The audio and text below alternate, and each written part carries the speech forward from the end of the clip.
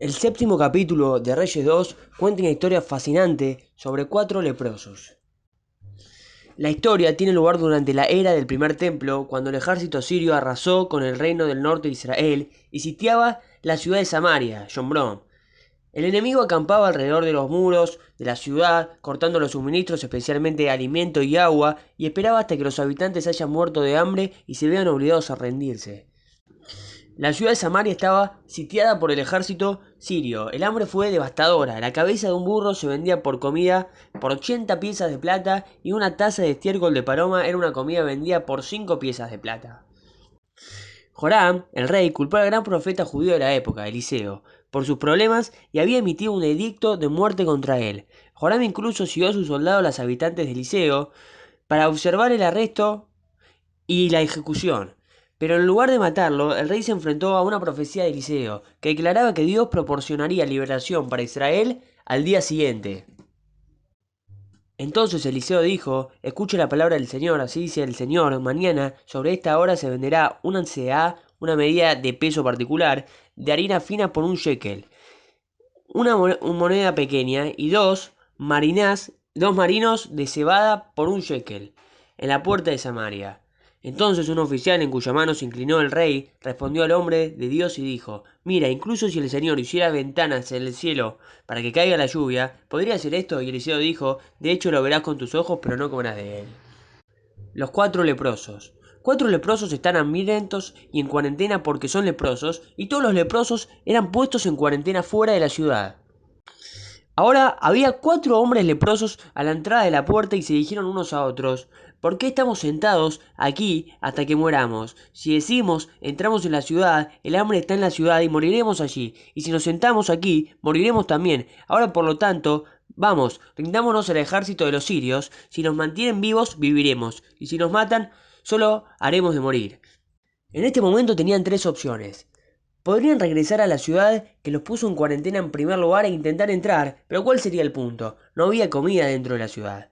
Podrían marchar hacia adelante, donde estaban acampando el ejército sirio. Los sirios tenían mucha comida, pero si los leprosos hicieran esto, podrían ser asesinados a la vista, porque ambos eran leprosos y del enemigo. Opción 3. Podrían simplemente sentarse allí fuera de los muros de la ciudad y morir de hambre sin complicaciones. Fue por esta profunda angustia que se dijeron unos a otros: ¿por qué simplemente sentarse aquí hasta que muramos? Los 4 leprosos decidieron levantarse y marchar directamente al campo del ejército sirio. En las horas de la tarde marcharon hacia el campamento sirio. El escape. Fue entonces cuando ocurrió algo extraordinario. Las tropas sirias imaginaron que oyeron el ruido de carros, el sonido de cientos de cascos de caballos. Estaban convencidos de que podían escuchar el choque de miles de espadas, la vanguardia de un ejército enemigo a la ofensiva. El ejército sirio entró en pánico y abandonó su campamento, dejando atrás sus tiendas de campaña, armaduras, caballos y carros y toda su comida. En su percepción, los judíos contrataron al ejército egipcio y hitita para atacarlos. Huyeron por sus vidas. Un campamento cargado. Y los leprosos llegaron al borde del campamento y entraron en una tienda de campaña y comieron y bebieron, y se llevaron plata, oro y ropa y se los escondieron. Luego regresaron y entraron en otra tienda de campaña y también llevaron artículos de allí y fueron a esconderlos. Pero luego experimentaron un cambio de opinión y se dijeron unos a otros: no estamos actuando adecuadamente. Hoy es un día de buenas noticias y estamos callados al respecto. Si esperamos hasta la luz de la mañana, habremos pecado. Ahora, por lo tanto, vamos a contar lo que hemos aprendido en la casa del rey. Las buenas noticias.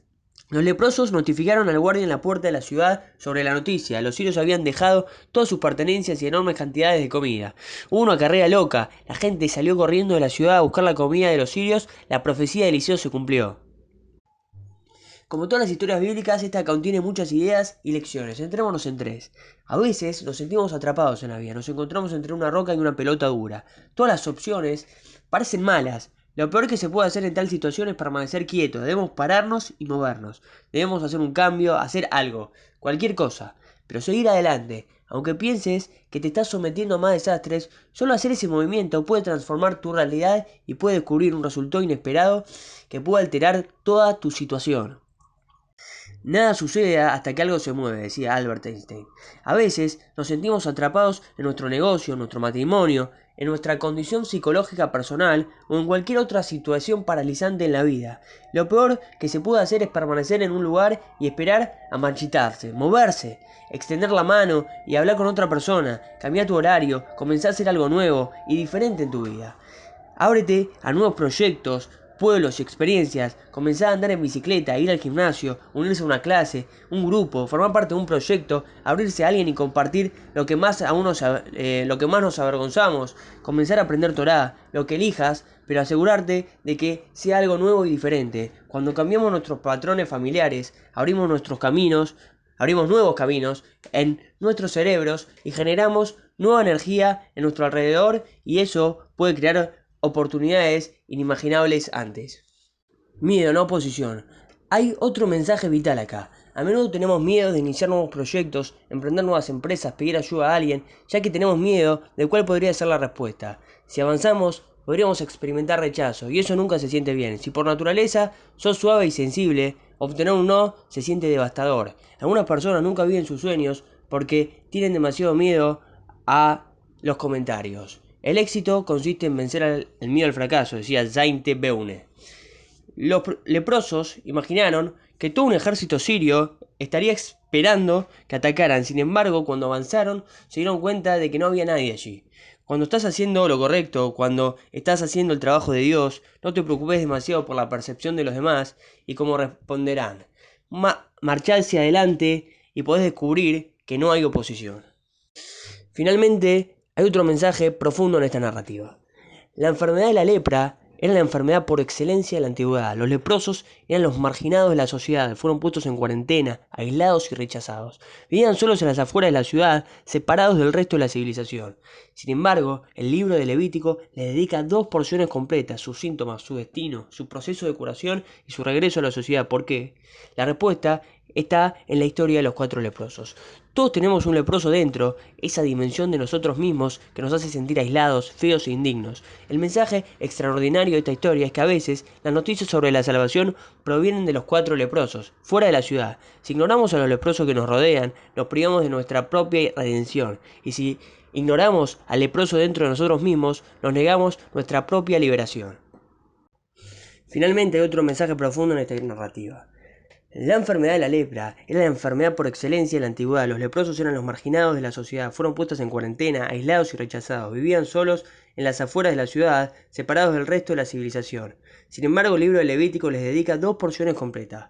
Sus síntomas, su destino, su proceso de curación y su regreso a la sociedad. ¿Por qué? La respuesta está en la historia de los 4 leprosos. Todos tenemos un leproso dentro, esa dimensión de nosotros mismos que nos hace sentir aislados, feos e indignos. El mensaje extraordinario de esta historia es que a veces las noticias sobre la salvación provienen de los 4 leprosos fuera de la ciudad. Si ignoramos a los leprosos que nos rodean, nos privamos de nuestra propia redención. Y si ignoramos al leproso dentro de nosotros mismos, nos negamos de nuestra propia liberación. John Nash fue un matemático estadounidense ganador del premio Nobel. Inicialmente la enfermedad mental de Nash se manifestó como paranoia. Más tarde su esposa escribiría su comportamiento como errático.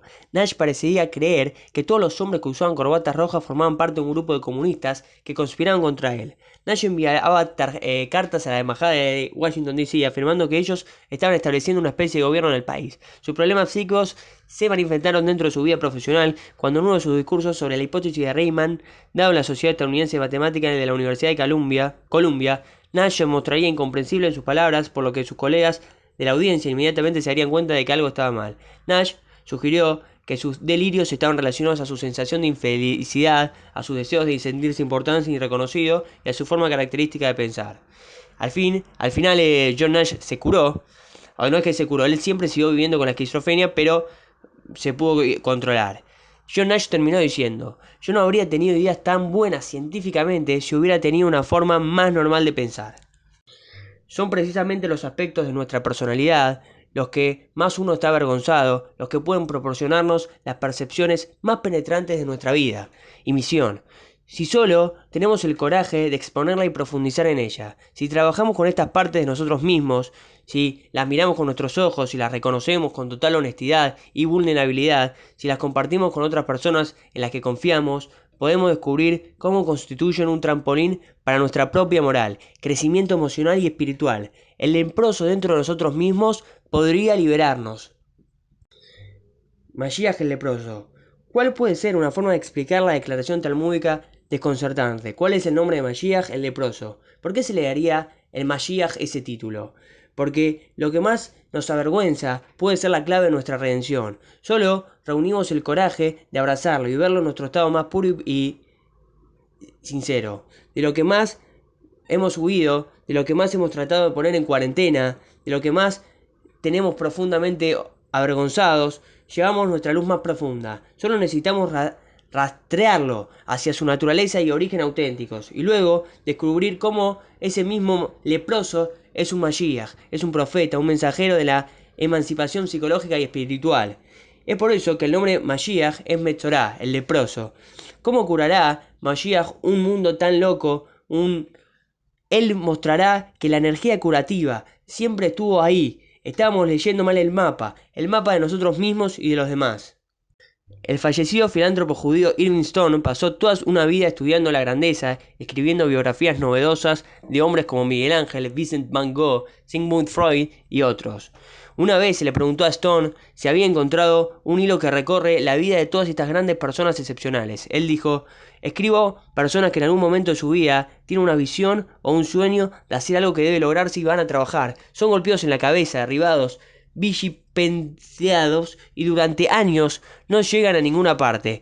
Pero cada vez que son derribados se ponen de pie, no pueden destruir a estas personas y al final de sus vidas han logrado una parte modesta de lo que se propusieron a hacer.